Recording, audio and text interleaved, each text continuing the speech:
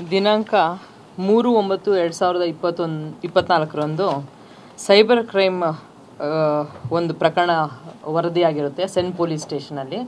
ಇದೇನೆಂದರೆ Hindustan calcined metal private limited ಈ ಕಂಪನಿಗೆ ಅಗ್ರಿಗೋಲ್ಡ್ ಕೋಲ್ ಕೋಆಪರೇಟಿವ್ ಪ್ರೈವೇಟ್ ಲಿಮಿಟೆಡ್ ಅನ್ನೋಂಥದ್ದು ಮಧ್ಯಪ್ರದೇಶದ ಒಂದು ಕಂಪನಿ ಕೋಲ್ ಸಪ್ಲೈ ಮಾಡ್ತಾ ಇರ್ತಾರೆ. ಕೋಲ್ ಸಪ್ಲೈ ಮಾಡ್ತಿರೋಂಥ ಸಂದರ್ಭದಲ್ಲಿ ಯಾವುದೇ ಒಂದು ಟ್ರಾನ್ಸಾಕ್ಷನ್ ಆನ್ಲೈನ್ ಟ್ರಾನ್ಸಾಕ್ಷನ್ ಇರುತ್ತೆ ಅವ್ರು ಪರ್ಚೇಸ್ ಮಾಡಿದ ಕೋಲ್ಗೆ. ಇವರು ಇದನ್ನು ಮಾಹಿತಿ ಗೊತ್ತಾಗಿರೋ ಅಕ್ಯೂಸ್ಡ್ ಏನು ಮಾಡ್ತಾರೆ, ಅಗ್ರಿಗೋಲ್ಡ್ ಕೋಲ್ ಕೋಆಪರೇಟಿವ್ ಪ್ರೈವೇಟ್ ಲಿಮಿಟೆಡ್ ಕಂಪನಿ ಖಾತೆ ಇಲ್ಲಿ ಬ್ಯಾಂಕ್ ನಂಬರು ಮತ್ತು ಖಾತೆ ಚೇಂಜ್ ಆಗಿದೆ ಅಂತ ಹೇಳ್ಬಿಟ್ಟು ಒಂದು ಮೇಲ್ ಮೂಲಕ ಒಂದು ಮೆಸೇಜ್ ಮಾಡ್ತಾನೆ.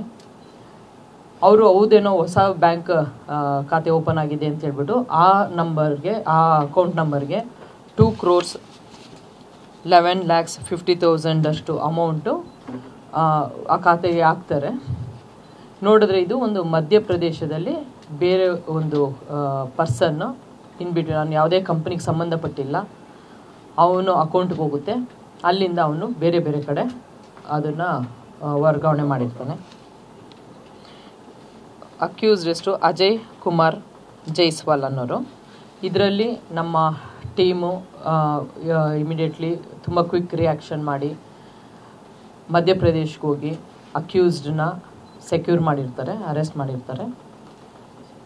ಇದರಲ್ಲಿ ಅಕ್ಯೂಸ್ಡ್ ಹತ್ರ 1,21,00,000 ನಗದು ಅಮೌಂಟನ್ನು ವಶಪಡಿಸ್ಕೊಂಡಿದ್ದಾರೆ ಮತ್ತು 27,97,000 ಅಷ್ಟು ಹಣವನ್ನು ಅಕೌಂಟ್ ಫ್ರೀಸ್ ಮಾಡಿಸಿದ್ದಾರೆ. So overall around 1.5 crores recovery ಆಗಿದೆ. ಯಾಕೆ ಇದನ್ನು ಸ್ವಲ್ಪ ವಿಶೇಷವಾಗಿ ಹೇಳ್ತಾ ಇದ್ದೀನಿ ಅಂದರೆ, ಸೈಬರ್ ಕ್ರೈಮ್ ಪ್ರಕರಣದಲ್ಲಿ ಆರೋಪಿ ಪತ್ತೆ ಆಗೋದೇ ತುಂಬ ರೇರ್, ತುಂಬ ಕಷ್ಟದ ವಿಚಾರ ಆರೋಪಿ ಪತ್ತೆ ಆಗೋದು. ಇದರಲ್ಲಿ ಡ್ಯೂ ಟು ಕ್ವಿಕ್ ರಿಯಾಕ್ಷನ್ ಇರ್ಬೋದು ಅಥವಾ ನಮ್ಮ ಇದರಲ್ಲಿ ಸಿನ್ಸಿಯರ್ ಎಫರ್ಟ್ಸ್ ಮಾಡಿರ್ಬೋದು, ಇಮ್ಮಿಡಿಯೇಟ್ಲಿ ರಿಯಾಕ್ಟ್ ಮಾಡಿರೋದಕ್ಕೋಸ್ಕರ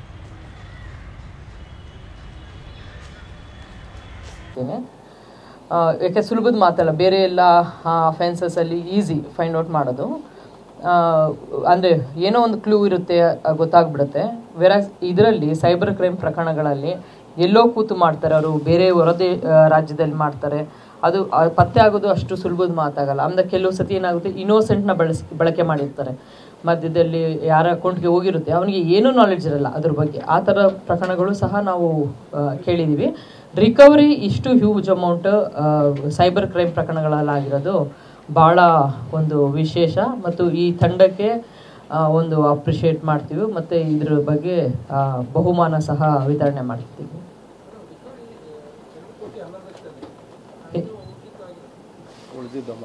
ಉಳಿದಿದ್ದ ಅಮೌಂಟ್ ಬಗ್ಗೆ ತನಿಖೆ ನಡೀತಾ ಇದೆ. ಬಟ್ 1,21,00,000 ಕ್ಯಾಶ್ ಆಗಿದೆ ಮತ್ತು 27,97,000 ಅಮೌಂಟ್ ಫ್ರೀಸ್ ಮಾಡಿಸ್ತಾರೆ. 1.5 ಕೋಟಿ ಎಷ್ಟಾಗುತ್ತೆ ಇದೆಲ್ಲ ಸೇರಿ. ಇನ್ನಷ್ಟು ಬೇರೆ ಥರ ಖರ್ಚು ಮಾಡಿದ್ದಾನೆ ಅಂತ ತಿಳಿದು ಬಂದಿದೆ. ಫರ್ದರ್ ಇನ್ವೆಸ್ಟಿಗೇಷನಲ್ಲಿ ಗೊತ್ತಾಗುತ್ತೆ. ಟೀಮಲ್ಲಿ ಸಂತೋಷ್ ಅವರು ಅಕ್ಯೂಸ್ಡ್ ಟೀಮಲ್ಲಿ ಒಬ್ಬನೇ ಮತ್ತು ಡೆಲ್ಲಿಲಿ ಯಾರೋ ಒಬ್ಬ ಅವನಿಗೆ ಸಂಪರ್ಕದಲ್ಲಿದ್ದ, ಮಾರ್ಗದರ್ಶನ ನೀಡ್ತಿದ್ದ ಅಂತಂದರೆ ಅದರಲ್ಲಿ ತನಿಖೆಯಿಂದ ಗೊತ್ತಾಗಬೇಕಾಗಿದೆ. ಈಗ ಸದ್ಯಕ್ಕೆ ಒಬ್ಬನೇ ಅವನ ಕಡೆಯಿಂದನೇ ಇದು ಮಾಡಿದ್ದೀವಿ. ಸೊ ಒಬ್ಬನೇ ಅಕ್ಯೂಸ್ಡಿಗೆ ಸಿಕ್ಕಿರೋದು. Company Ballari based Hindustan calcined metal private limited ಅಂತ ಕಂಪನಿ. ಹೌದೌದು, ಇವರು ಪರ್ಚೇಸ್ ಮಾಡ್ತಿರ್ತಾರೆ. ಅಗರ್ವಾಲ್ ಕೋಲ್ ಕೋಆಪರೇಟಿವ್ ಪ್ರೈವೇಟ್ ಲಿಮಿಟೆಡ್ ಅಂತ, ಅಲ್ಲಿಂದ ಕೋಲ್ ಪರ್ಚೇಸ್ ಮಾಡ್ತಿರ್ತಾರೆ. ಕೋಲ್ ಪರ್ಚೇಸ್ ಮಾಡಿದಾಗ ಅಮೌಂಟ್ನ ಆನ್ಲೈನ್ ಟ್ರಾನ್ಸಾಕ್ಷನ್ ಮೂಲಕ ಕಳಿಸೋವಂಥದ್ದು ಅಭ್ಯಾಸ ಇರುತ್ತೆ. ಬ್ಯಾಂಕ್ ಅಕೌಂಟ್ ಚೇಂಜ್ ಆಗಿದೆ ಅಂತ ಮೇಲ್ ಬರುತ್ತೆ ಅವ್ರಿಗೆ, ಹೌದು ಚೇಂಜ್ ಆಗಿರ್ಬೋದು ಅಂತ ಹೇಳ್ಬಿಟ್ಟು ಅವ್ರೇನು ಮಾಡ್ತಾರೆ, ಹೊಸ ಅಕೌಂಟ್ಗೆ ದುಡ್ಡನ್ನ ಸೆಂಡ್ ಮಾಡ್ತಾರೆ. ಕಂಪನಿ ಅಲ್ಲ, ಅದು private, is a private person. ಅವರು ಅಗರ್ವಾಲ್ ಕೋಲ್ ಕೋಆಪರೇಟಿವ್ ಪ್ರೈವೇಟ್ ಲಿಮಿಟೆಡ್ ಅಂತ ಹೇಳ್ಬಿಟ್ಟು, ಬಟ್ ಅವ್ರಿಗೆ ಹೋಗಲ್ಲ ಅದು ಅಮೌಂಟ್, ಯಾರೋ ಇನ್ನೊಬ್ಬ ಪ್ರೈವೇಟ್ ಪರ್ಸನ್ಗೆ ಹೋಗಿರುತ್ತೆ.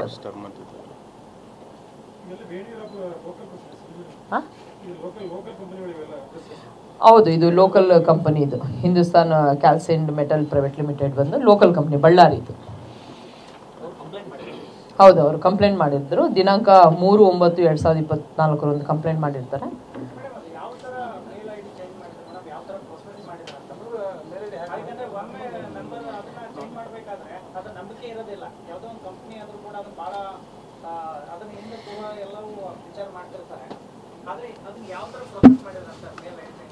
ಆ್ಯಕ್ಚುಲಿ ಒಂದು ಸಿಂಗಲ್ ಇದು ವರ್ಡ್ ಚೇಂಜ್ ಮಾಡಿರ್ತಾರೆ ಅಷ್ಟೇ.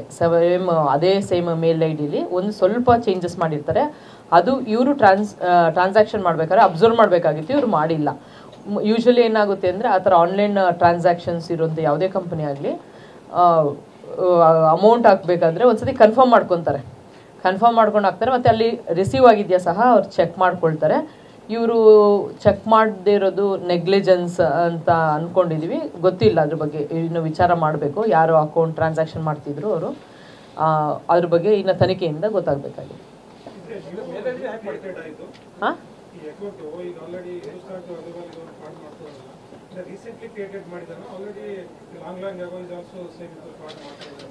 ಇನ್ನೂ ಅದು ರೀಸೆಂಟ್ಲಿ ಕ್ರಿಯೇಟೆಡ್ ಅಕೌಂಟ್ ಅಂತನಾ ಇಲ್ಲ, ಅದು ಇನ್ನೂ ತನಿಖೆಯಲ್ಲಿ ಗೊತ್ತಾಗಿಲ್ಲ. ಇನ್ನು ಮುಂದೆ ತನಿಖೆಯಲ್ಲಿ ಅದು ದೃಢಪಡಬೇಕಾಗಿದೆ, ಏನು ಯಾರು ಇನ್ವಾಲ್ವ್ಮೆಂಟ್ ಇತ್ತು ಇದರಲ್ಲಿ.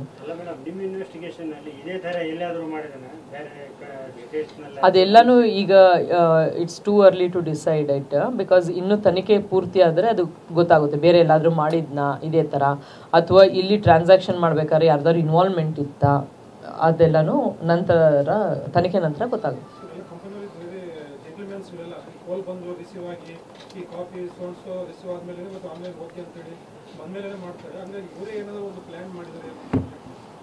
ಅದ್ರ ಬಗ್ಗೆ ಗೊತ್ತಿಲ್ಲ.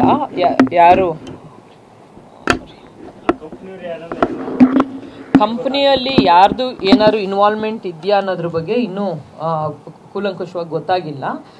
ಅದು ತನಿಖೆಯಿಂದ ಮುಂದಿನ ದಿನಗಳಲ್ಲಿ ಗೊತ್ತಾಗುತ್ತೆ. ಅಥವಾ ಅವರೇನಾದರೂ ನೆಗ್ಲಿಜೆನ್ಸಾ ಅಥವಾ ಇನ್ವಾಲ್ವ್ಮೆಂಟಾ, ಅದು ಮುಂದಿನ ತನಿಖೆಯಲ್ಲಿ ದೃಢಪಡಬೇಕಾಗಿದೆ. ಇಲ್ಲಿನವರಲ್ಲ, ಆರೋಪಿ ಮಧ್ಯಪ್ರದೇಶವರು.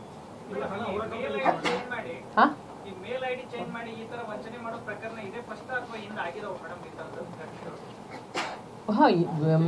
ಡಿ ಚೇಂಜ್ ಮಾಡಿ ಇದೇ ಫಸ್ಟು. ಈ ಥರ ಆಗ್ತಾ ಇರೋದು ಇದೇ ಫಸ್ಟು. ಈಗ ಹೆಚ್ಚಿನ ಪ್ರಕರಣಗಳು ಹೆಂಗೆ ದಾಖಲಾಗ್ತಿದೆ ಅಂದರೆ, ಆನ್ಲೈನಲ್ಲಿ ನಾವು ಇನ್ವೆಸ್ಟ್ಮೆಂಟ್ ಮಾಡಿಸ್ತಿದ್ದೀವಿ ಅಂತ ಹೇಳ್ಬಿಟ್ಟು ಎಷ್ಟು ಜನ ಫ್ರಾಡ್ ಆಗಿದ್ದಾರೆ. ತುಂಬ ಕಂಪ್ಲೇಂಟ್ಸ್ ರಿಪೋರ್ಟ್ ಆಗ್ತಿದೆ. ನಾವು ಯಾವಾಗಲೂ ಹೇಳ್ತಾ ಇರ್ತೀವಿ, ಈವನ್ ನಾನು ಯಾವುದೇ ತುಂಬ ಕಾರ್ಯಕ್ರಮಕ್ಕೆ ಹೋದಾಗೂ ಹೇಳ್ತಾ ಇರ್ತೀನಿ, ಆನ್ಲೈನಲ್ಲಿ ಹಣ ಹೂಡಿಕೆ ಮಾಡೋದು ಅದ್ರ ಬಗ್ಗೆ. ಮತ್ತು ಕೆಲವ್ರು ಏನು ಮಾಡ್ತಾರೆ, ಅರೆಸ್ಟ್ ಥರ ಮಾಡ್ತಾರೆ. ನಾವು CBI ಇಂದ, ನಾವು ಪೊಲೀಸವರು, ನಾವು ED ಅವರು ಅಂತ ಹೇಳ್ಬಿಟ್ಟು ಆನ್ಲೈನ್ ಅರೆಸ್ಟ್ ಥರ ಮಾಡ್ತಾರೆ. ಅಂದರೆ ಅವ್ರಿಗೆ ಪೊಲೀಸ್ ವೇಷದಲ್ಲಿ ಇದು ಮಾಡಿ, ನೀವು ಎಲ್ಲೂ ಮೂವ್ಮೆಂಟ್ ಆಗಬಾರ್ದು ಅಂತೇಳಿ ಫೈನಲ್ಲಿ ಅವರು ದುಡ್ಡು ಟ್ರಾನ್ಸ್ಫರ್ ಮಾಡಲಿಕ್ಕೆ ಡಿಮ್ಯಾಂಡ್ ಮಾಡ್ತಾರೆ. ಅವರು 1 ದಿವಸ 2 ದಿವಸ ಆ ಟಾರ್ಚರ್ ಇದು ಮಾಡಿದ್ರೆ ಯಾರಿಗೂ ಹೇಳ್ಕೊಡೋದು, ಅದು ಇದು ಎಲ್ಲ ಹೇಳಿದಾಗ ದುಡ್ಡು ಟ್ರಾನ್ಸ್ಫರ್ ಮಾಡಿ ಕೆಲವ್ರು ಕಳ್ಕೊಂಡಿರ್ತಾರೆ. ಈ ಥರ ಟ್ರಾನ್ಸಾಕ್ಷನ್ಸಲ್ಲಿ ಆಗಿದೆ ಸೈಬರ್ ಕ್ರೈಮ್ಸು. ಬಟ್ ಇದು ಓಸೋದು.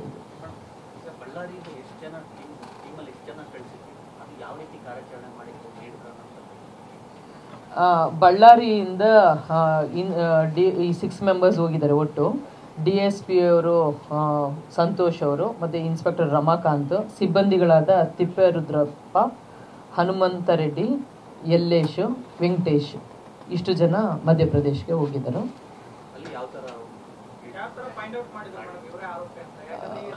ಆ್ಯಕ್ಚುಲಿ ಡೀಟೇಲ್ ಹೇಳಿದ್ರೆ ಈ ಸಮಯದಲ್ಲಿ ತಪ್ಪಾಗುತ್ತೆ, ಯಾಕೆಂದರೆ ಇನ್ನೂ ಅಂಡರ್ ಇನ್ವೆಸ್ಟಿಗೇಷನ್ ಇದೆ ಮತ್ತು ಇನ್ನೂ ಭಾಳಷ್ಟು ಮಾಹಿತಿ ತಿಳಿಬೇಕಾಗಿದೆ.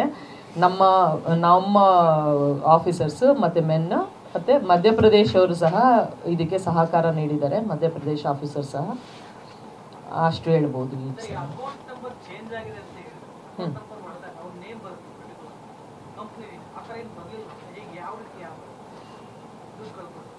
ಇಲ್ಲ, ಆ ಥರ ಈಗ ಅಕೌಂಟ್ ಕರೆಕ್ಟ್ ನೀವು ಹೇಳಿದ್ದು.